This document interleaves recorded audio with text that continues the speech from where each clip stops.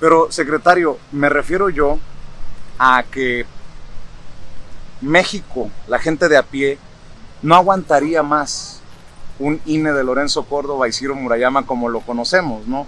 Un árbitro que no es imparcial. A eso me refiero. Ya no podemos aguantar un INE así, ¿no? Por eso el presidente ha planteado una iniciativa para modificar eso. Yo te decía, pues te ponía un ejemplo. Hay que reorganizar al INE porque primero los procesos electorales son muy caros, nos cuesta mucho dinero y hay que terminar de consolidar una institución como la encargada de organizar los procesos electorales. Pues, su trabajo es ser secretario de Gobernación, mi trabajo es de alguna manera provocar. ¿Qué piensa de Lorenzo Córdoba y Ciro Murayama? Bueno, pues son consejeros. La risita es la que calienta, secretario. No, son consejeros electorales. Ambos creo que terminan su periodo en abril o en marzo del próximo año y vendrá seguramente un proceso de selección. ¿Pero han cumplido con su trabajo cabalmente? Bueno, yo te voy a decir algo, no voy a emitir una calificación o un calificativo al trabajo que desempeñan ellos como consejeros. Primero porque pues yo estoy obligado a mantener comunicación con el Instituto Electoral, con los consejeros, como la mantengo con los magistrados del Poder Electoral o los magistrados del Tribunal Electoral o con el Poder Judicial, con los organismos autónomos. Evidentemente puedo no compartir muchas cosas, pero ellos hacen su trabajo de la manera en la que creen que es la mejor y bueno, pues la gente que sea la que califique. ¿Se han portado bien? ¿Han sido accesibles con Adán Augusto López Hernández como secretario de Gobernación? Bueno, yo no tengo el gusto de conocer a Ciro Murayama, no recuerdo haber platicado incluso telefónicamente en alguna ocasión con él. Con Lorenzo pues mantengo comunicación respetuosa.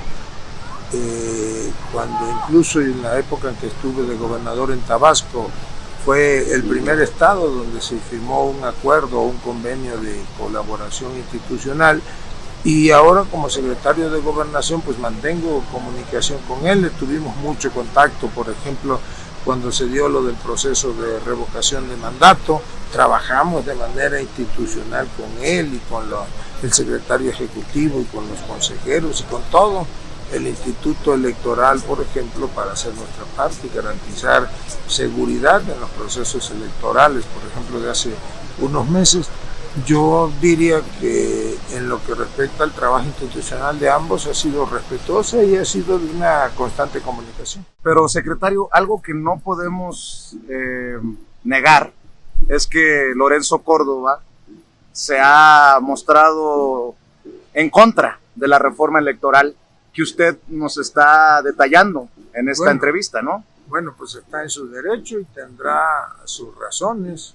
Yo creo que más allá de su tarea como presidente, consejero presidente, pues tiene derecho como ciudadano y seguramente participará en los foros de Parlamento Abierto que prepara la Cámara de Diputados para que los ciudadanos, las organizaciones, los dirigentes sociales o de partidos puedan manifestar su opinión respecto a la iniciativa de reforma. Eso pues es parte del juego democrático en el país.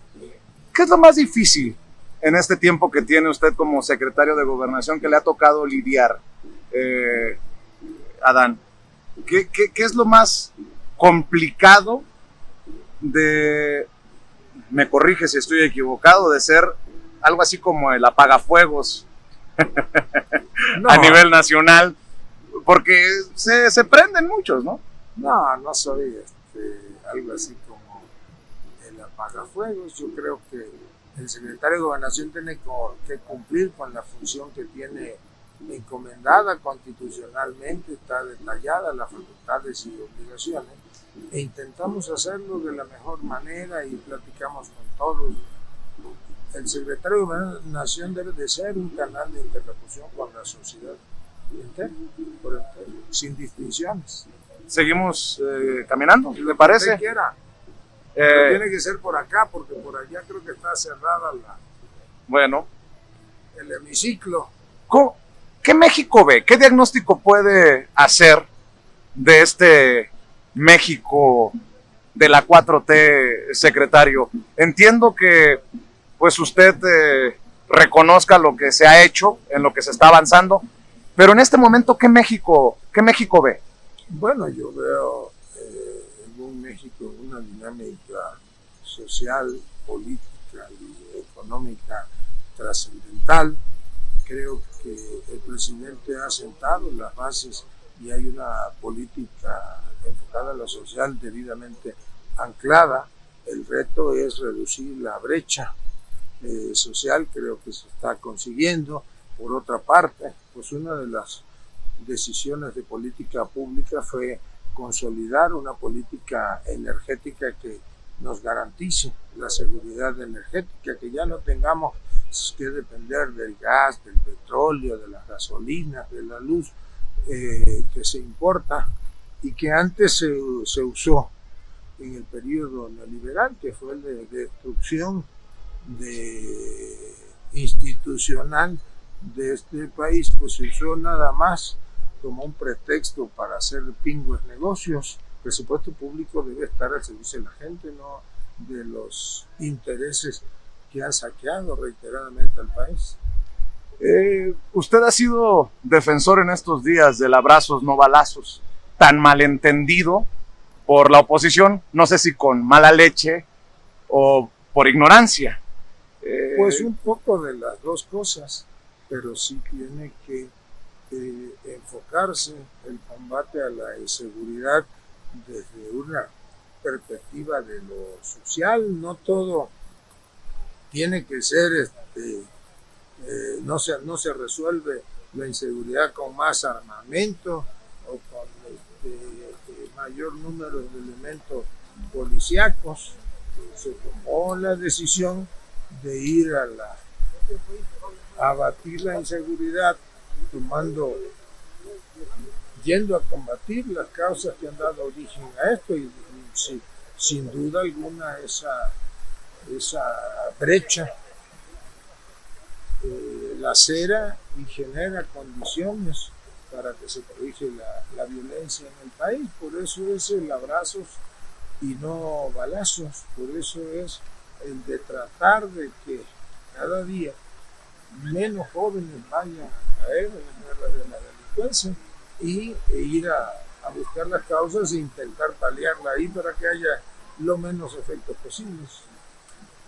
¿Está funcionando? Yo creo que sí. Sí, no a la velocidad que muchos quisieran, ¿no? Coincido, no a la velocidad que muchos quisieran, que nosotros mismos quienes estamos en el gobierno quisiéramos, pero sí se ha avanzado y seguramente pues se entregará a un país en mejores condiciones desde el punto de vista de la inseguridad. Secretario, perdón que vaya de tema a tema, pero quiero aprovechar todo el tiempo que tengamos para sacar muchos de estos temas. Muchas gracias. Bueno, la gente saludando al secretario de Gobernación mientras caminamos por la Alameda Central de la Ciudad de México. Le decía, discúlpeme que vaya de tema a tema, pero creo que es relevante también escuchar la opinión del secretario de Gobernación en materia de medios de comunicación. Hay medios de comunicación que rayan, muchos creemos, en lo golpista, ¿no? En lo sedicioso.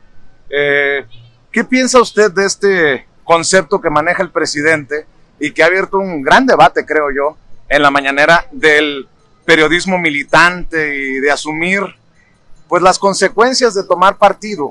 ¿Qué piensa usted de esto? Pues que es una lamentable realidad, que el presidente tiene razón y que son todavía los resabios del viejo régimen, que hay quienes no terminan de aceptar que el México de los privilegios de unos cuantos pues ya no existe, que este país está cambiando y que el dinamismo pues es impresionante. Pero yo te diría también que es parte de la pluralidad y del régimen de libertades que este gobierno ha venido generando y consolidando. Quedan todavía pues asignaturas por terminar de consolidarse o de tener la respuesta adecuada, pero sí se ha avanzado, y se ha avanzado también en que haya una distinta relación con los medios de comunicación, respetando, ¿verdad?, a ese periodismo militante del que hablabas. Secretario, el presidente ha sido pues muy generoso con la oposición, creo yo, cuando dice que se han portado bien. Muchos consideramos que ha sido blanco del golpe blando, de la guerra híbrida, como le quiera uno llamar, el lawfare. ¿Usted cómo ve a esta oposición? Se lo pregunto porque usted se enfrenta a esa oposición, pero también dialoga con esa oposición. ¿Tiene que, como secretario de Gobernación? Parte de mi tarea es mantener comunicación, diálogo, de manera abierta con todos los partidos políticos, con las organizaciones sociales, con las iglesias, y sostengo, ratifico lo que el presidente dice. Pues ellos están en su papel de oposición. Desde luego que es muy complicado para ellos entender que puede haber una oposición que construya. La oposición tiene que tener imaginación, ser una oposición creativa, porque aún siendo oposición pues contribuiría a la consolidación de los procesos en este país. Pero en estos momentos es una oposición moralmente derrotada. Bueno, yo creo que no han terminado todavía de entender que el país ya cambió y que más del 53-54% de mexicanos que participaron en la última elección, más de 30 millones de votos, votaron porque hubiese un cambio de régimen. Jefe, ¿no me regaló un peso? No traigo, pero ahí te ayudan. ¿Usted como Andrés Manuel López Obrador no trae dinero en la cartera? Pues a veces traigo, ¿cómo no? A veces se me olvida porque yo no uso cartera. ¿Tampoco usa cartera? No. Oiga, Adán, ¿por qué quiere ser presidente de México? Bueno, yo hoy lo que quiero hacer es un buen secretario de Gobernación y servirle al presidente. Después ya vendrán otros tiempos y si me invitas vamos a hablar de eso y de otros temas. Pero es un debate que se tiene que tener tarde o temprano, sí, hacia el movimiento, ¿no, y yo creo que secretario? Yo creo que se va a tener en su momento, llegará el tiempo para ello.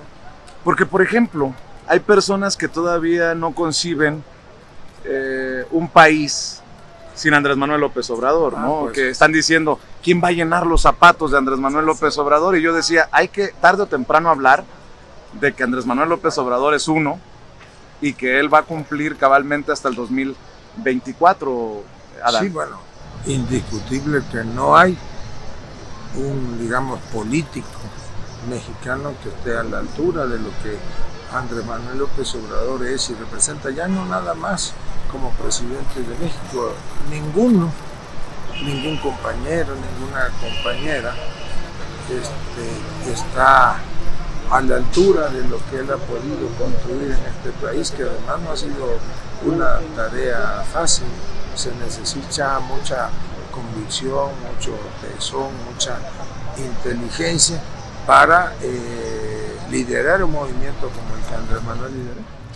¿Ni Adán Augusto López Hernández le llena esos zapatos? Yo creo que no hay que esté a la altura de un personaje de la trascendencia histórica y social del presidente López Obrador. Disculpe, ¿usted es secretario de Gobernación? Sí, señor. ¿Con quién tengo el gusto? Adán Augusto. Adán Augusto. Y yo nomás le quiero hacer un comentario de que realmente de todo lo que está pasando o todo lo que está haciendo el señor presidente Andrés Manuel. Yo tuve un acercamiento con él cuando andaba a sus campañas y me dijo que supuestamente me iba a apoyar, y hasta ahorita no ha recibido ningún apoyo por parte de él. Pero yo nomás quiero aclarar esto, que acaso puso a Claudia Sheinbaum a esta Duña, a este Ricardo Jarán, para que pueda hostigar a las personas con discapacidad y que realmente seamos hostigados. Bueno, yo creo que se ve muy claro. Ajá. La situación no nada más de las personas que tienen una capacidad diferente, alguna discapacidad, sino de todos. Yo le pido primero una disculpa en lo que corresponde a nosotros, porque nosotros como Estado tenemos la obligación de atenderlos, ayudar a todos, y hay una política pública definida del presidente. Si me lo permite, le va a contactar la señorita Abigail, de que le platique cómo está su planteamiento, déjenle sus datos y yo me comunico con usted. Sí, porque es que le voy a decir una cosa, no se vale que a final de cuentas nos encierren más de un año con una pandemia, que supuestamente un COVID y todo eso. Otra, se vino un concierto de la maldita vecindad, me atoraron más de 10 policías, me bloquearon y supuestamente no me dejaron trabajar.